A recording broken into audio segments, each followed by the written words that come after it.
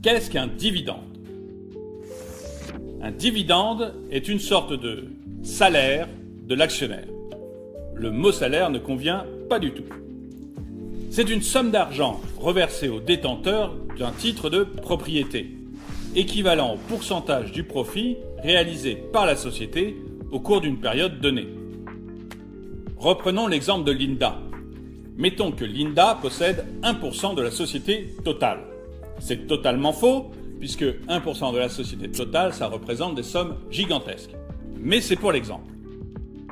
Linda possède donc 1% de la société totale. La société totale a fait des bénéfices gigantesques cette année.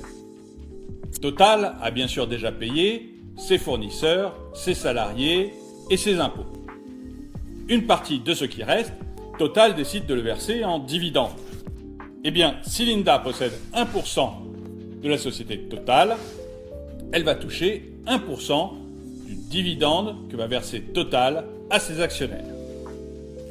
L'Assemblée générale des actionnaires de l'entreprise décide du montant des dividendes, de la date de versement et de leur forme. Certains actionnaires préfèrent être payés en actions supplémentaires, tandis que d'autres sont ravis de recevoir de l'argent correspondant à leur investissement. Aux États-Unis, cet argent représente même la retraite de millions de retraités.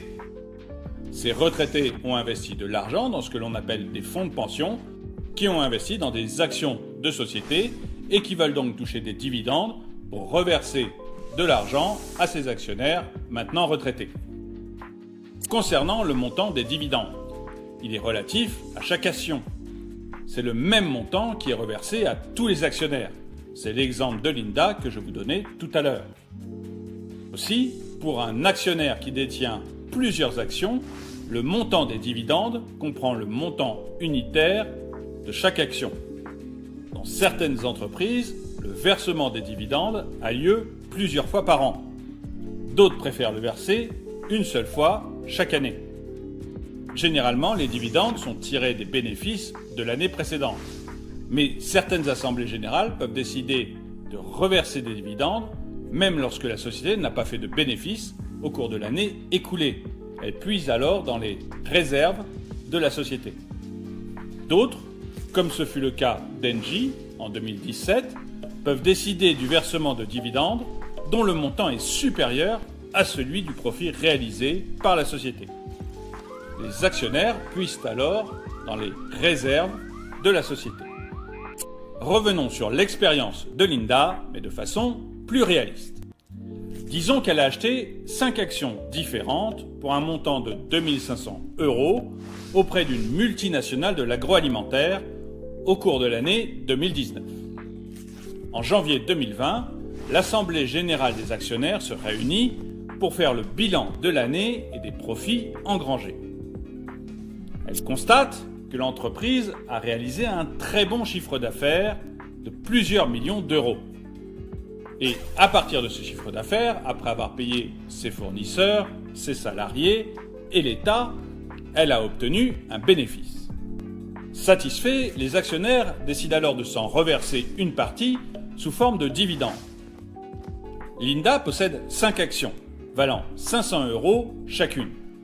Et pour chacune de ces actions, le montant du dividende fixé par l'Assemblée générale est de 20 €, 4% de la valeur de l'action.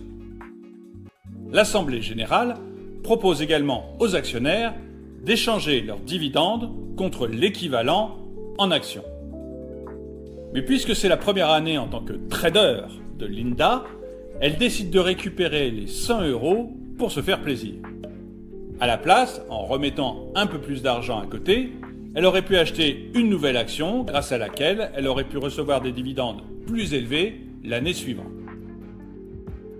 Pour être sûr de toucher ces dividendes, l'actionnaire doit avoir acquis l'action au plus tard la veille du versement.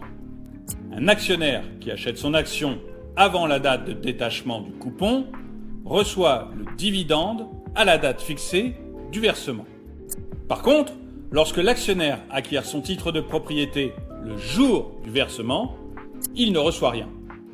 De même, lorsque vous revendez une action avant la date du versement, vous ne recevez rien.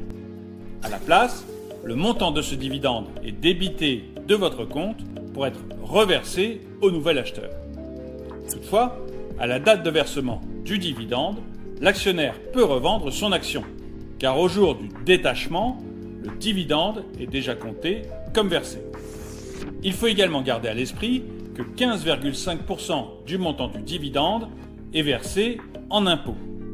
Le montant final est viré sur votre compte 3 jours après la date du détachement. Si vous deviez retenir 3 choses de cette vidéo, ce serait 1. Une action est un acte de propriété sur une entreprise. 2. Détenir une action vous donne un droit de parole sur le fonctionnement de la société. 3. L'action donne droit à un dividende qui est la rémunération de l'actionnaire.